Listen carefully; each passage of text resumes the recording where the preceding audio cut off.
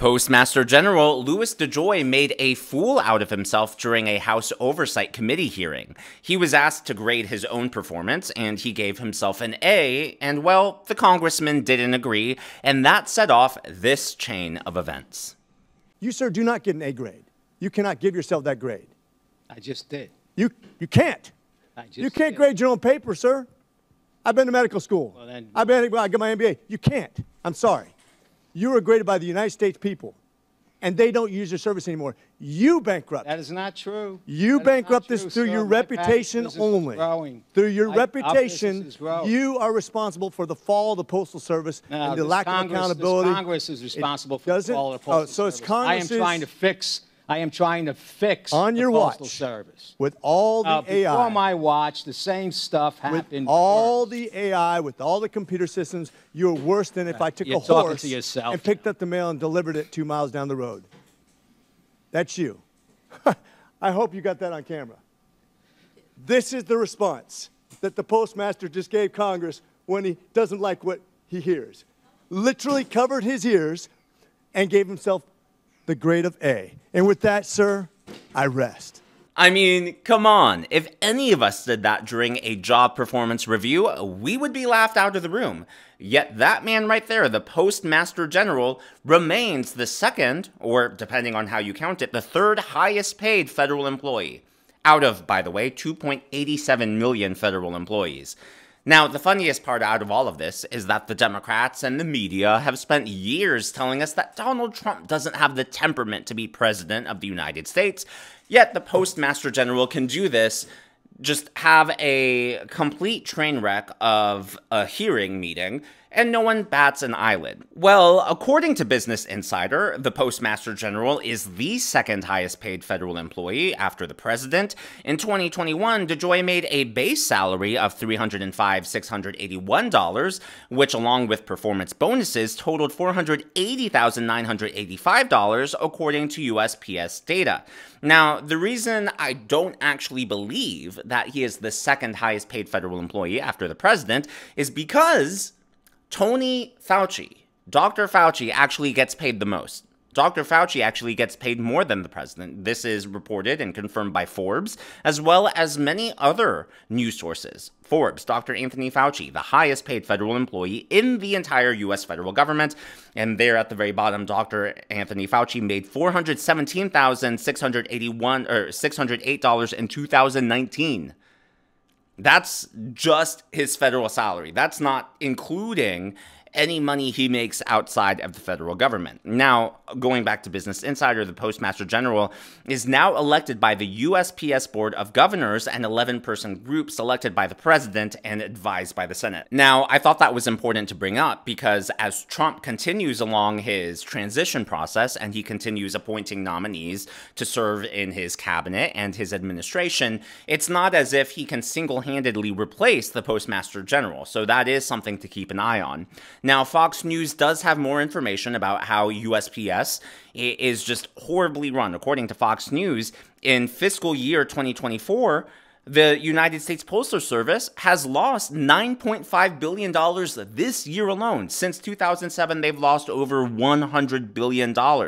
If this was any other business in any other industry, by now, in the free market, they probably would have gone out of business, or if they were running on investor money, they probably would have a very hard time getting new investors on board. But because it's the federal government and they are essentially subsidized by taxpayer money, they can keep operating at a loss and no one seems to care. Now, this is why it's going to be so important to have people like Elon Musk and Vivek Ramaswamy looking into ways where we can cut away federal bloat, administrative bloat, and get things more streamlined to have the federal government actually working in an efficient manner, serving the American people, improving services.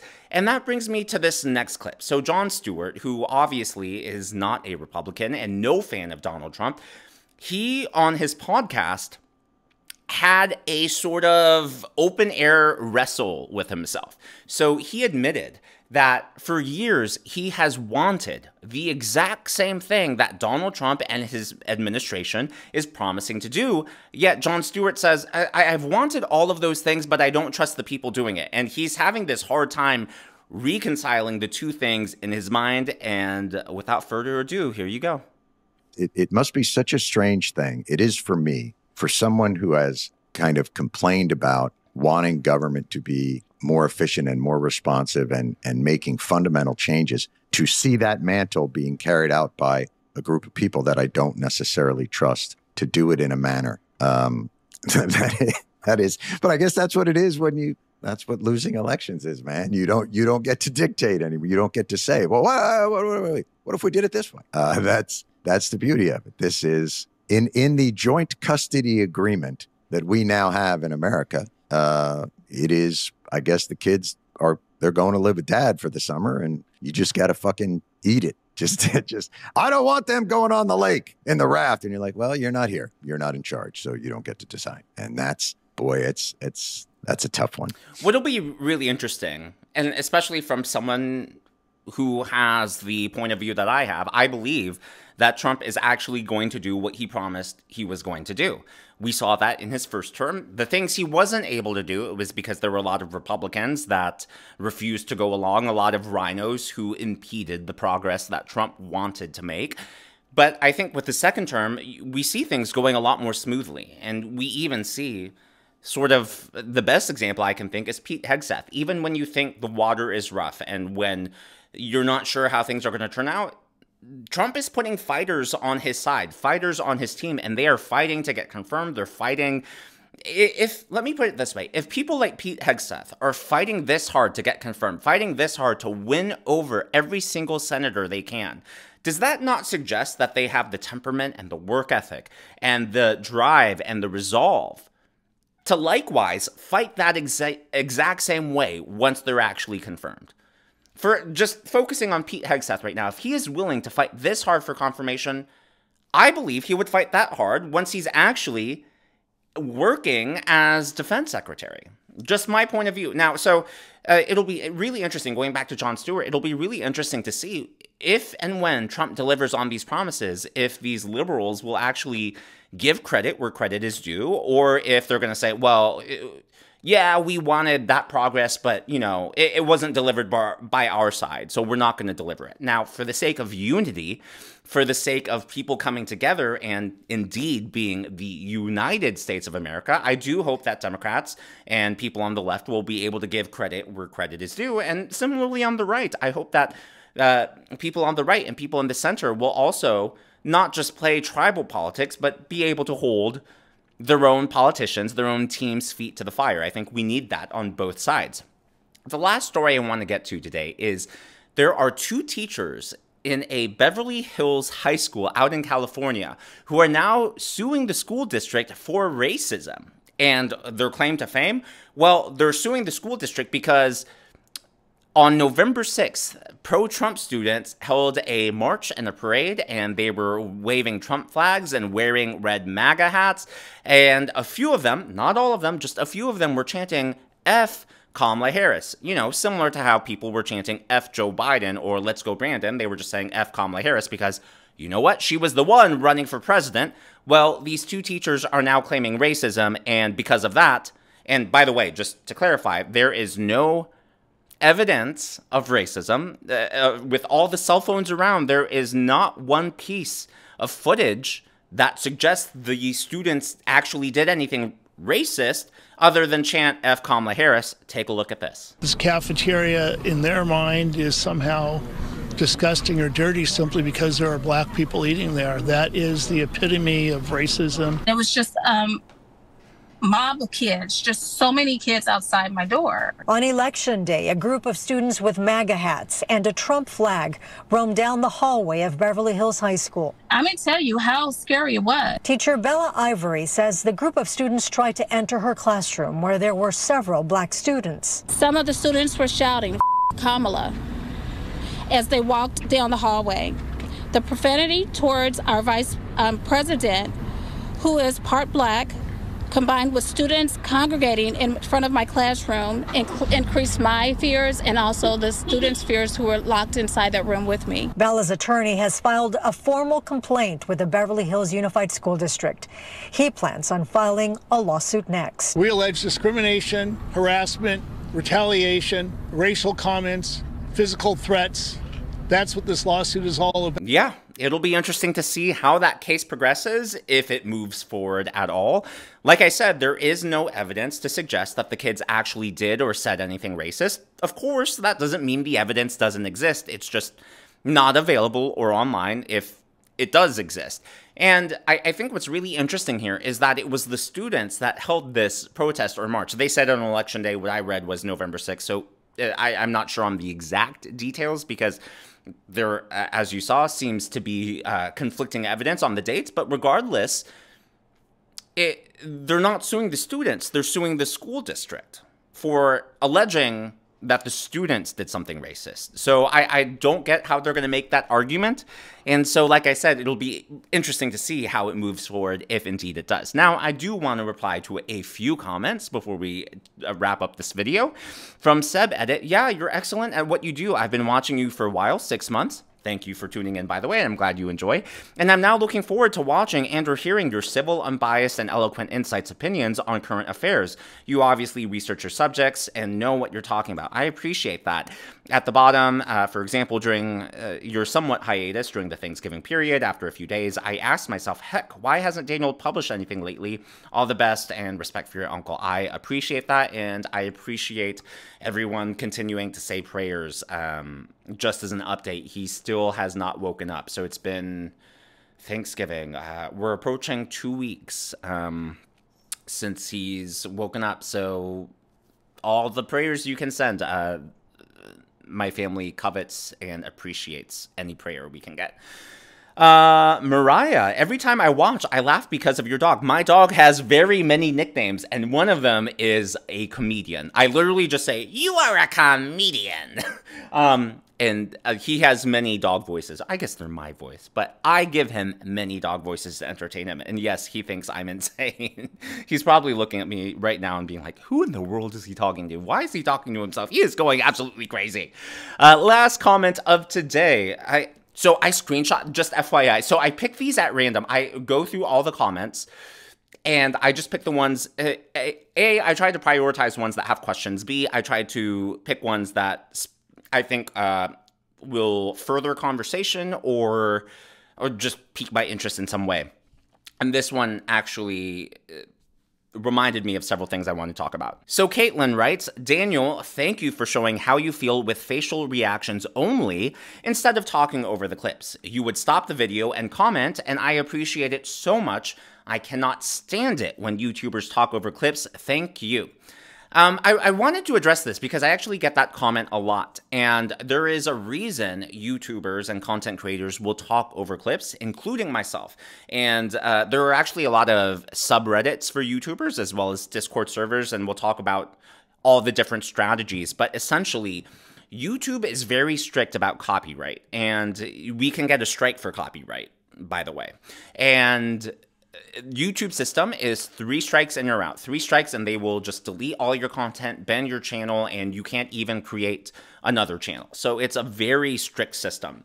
And so what a lot of us will do, I can't speak for everyone, but I can at least speak for myself as well as other creators I've engaged with, is we will actually upload content before making it public. So, for example, I showed about 3 different clips, the Jon Stewart clip, the Postmaster General clip, and then the lawsuit clip, right? So I uploaded all of those before I even made the video to see if they would get a copyright notification on YouTube. And even then, there are multiple levels where the copyright holder can choose to totally block your video, or they can just block monetization and they will take all the money, even if I commentate on a story for 20 minutes after showing a 30-second clip.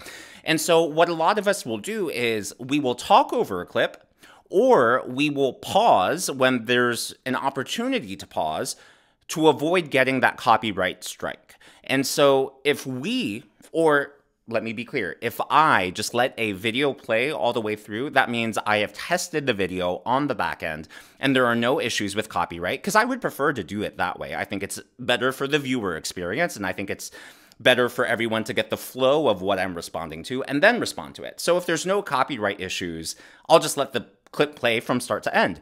But if there is a copyright issue, and it's, you know, not like a high degree where they're not blocking the video completely, but there's some leeway there, then I'll really make the argument on the back end for fair use. And then to try to avoid triggering the system or the strike, I will talk over the clip and or pause it and talk. And so that way my argument for fair use is a lot better. Does that make sense?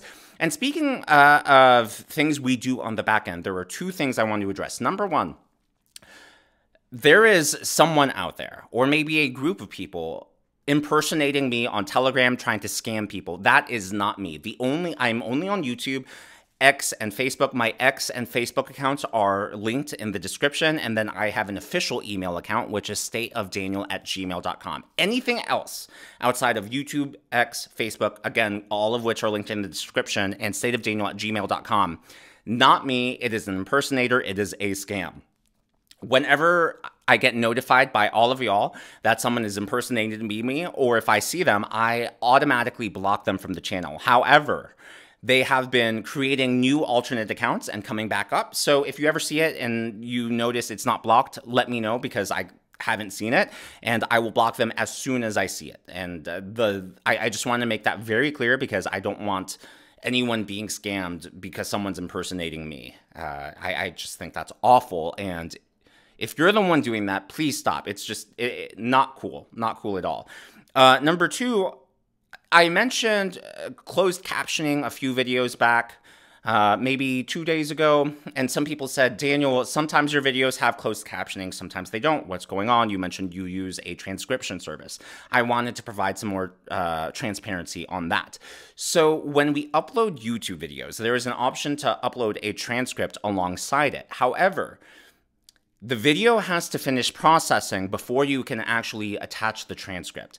And because I'm not yet a full-time YouTuber, and because I try to get my videos out as fast as possible, let's say oftentimes what I'll do is I will upload a video and then leave.